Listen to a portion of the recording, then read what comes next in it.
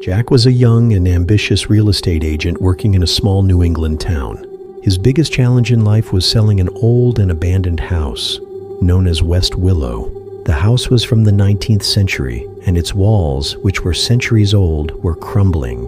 Its roofs were sagging and the windows were rusty. The locals were afraid of the house and told various mysterious stories about it.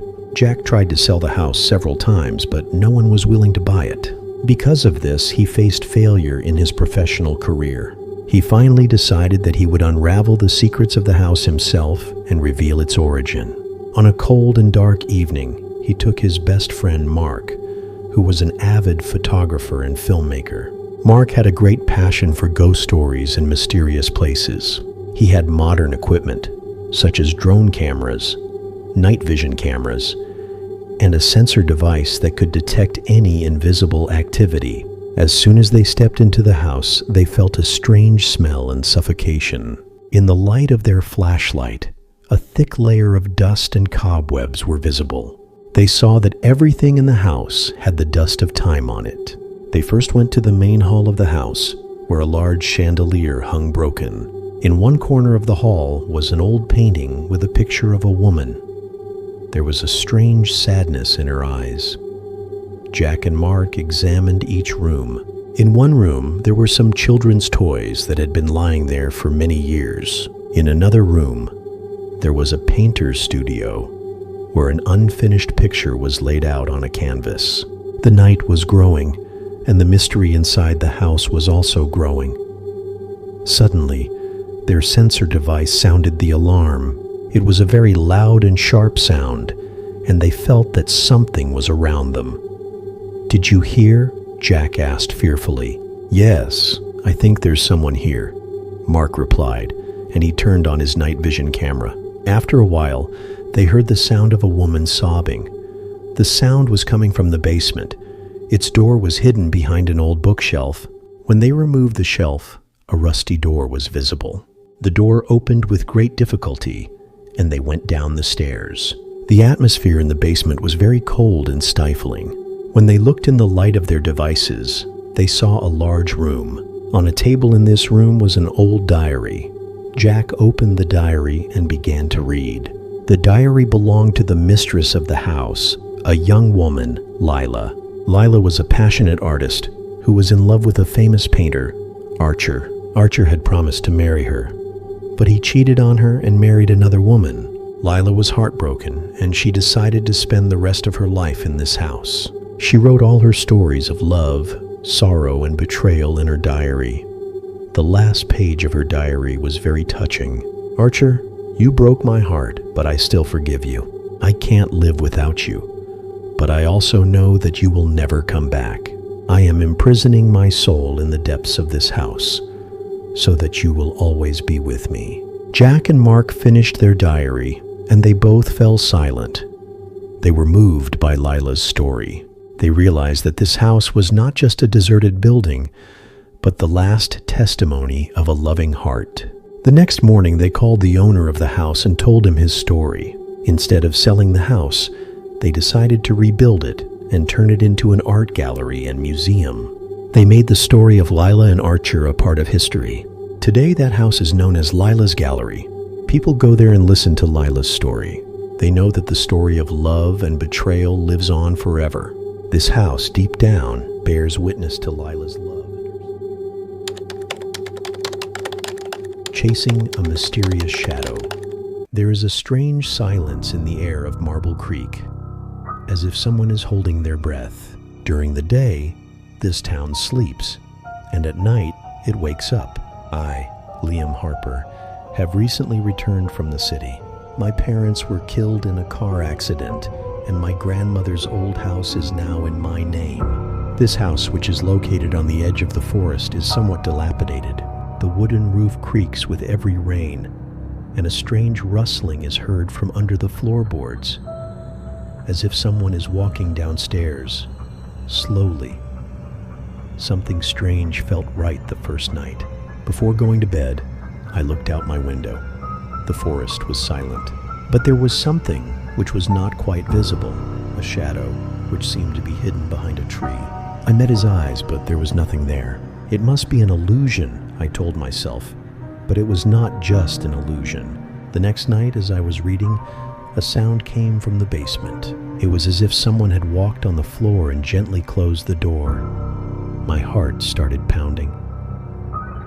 There was no one else in the house. I went downstairs, baseball bat in hand. The light was dim. There was damp on the old walls, and in the corner of the wall a dim shadow stood. "Who is it?" I called out. The shadow didn't even move, but when I shone the light on it, it wasn't there. Blank wall, blank floor. That's when I felt a warm breath on my back. I turned. It wasn't there. The bat fell from my hand and I ran upstairs screaming. The next day I searched the basement. I found a secret drawer behind an old wooden cupboard. It contained a small diary written by my grandmother. 1972, November 13th. I saw it again.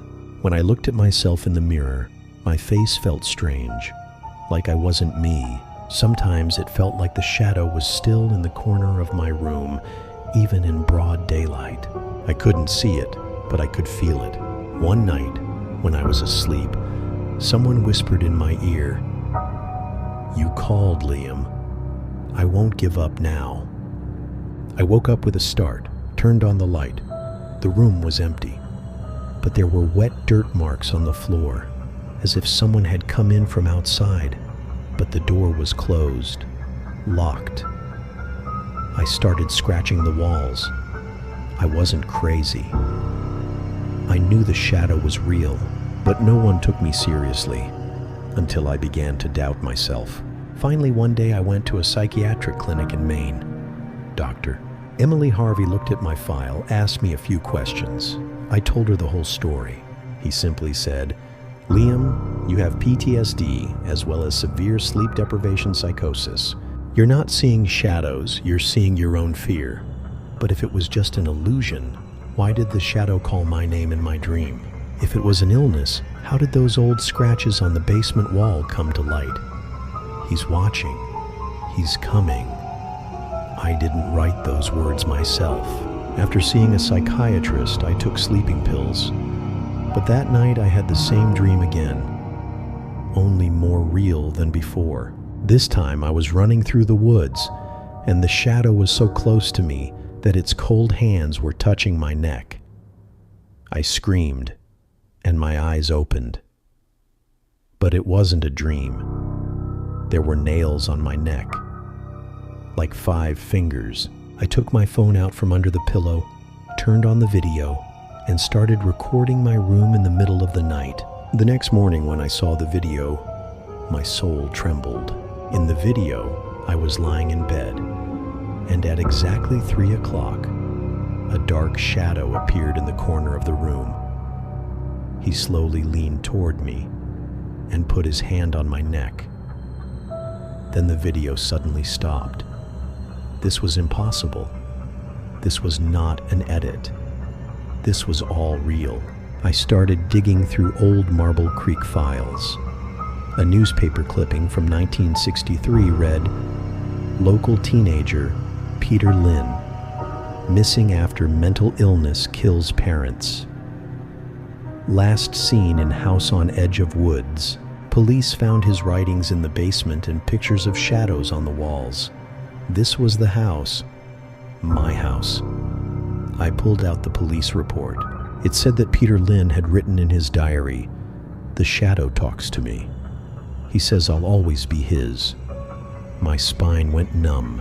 I decided I would either destroy this shadow or I would be destroyed myself.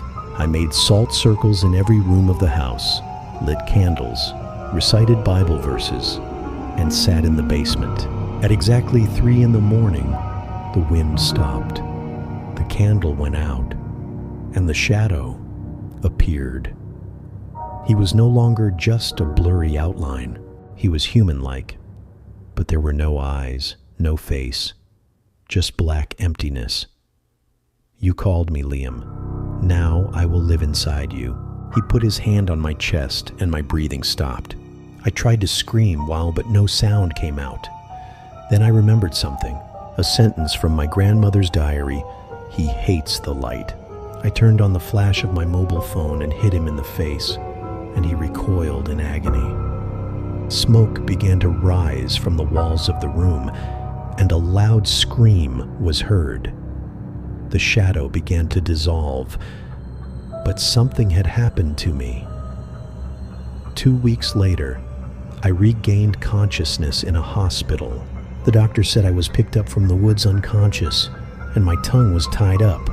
I couldn't speak. Now I live in a small room in a mental hospital in Maine. I can't speak, but I can write. I wrote this story so that whoever comes to that house will know that it's not just a house, but a living shadow. And sometimes, at 3 in the morning, when the wind is still, I see it again. It's still with me. It's never gone.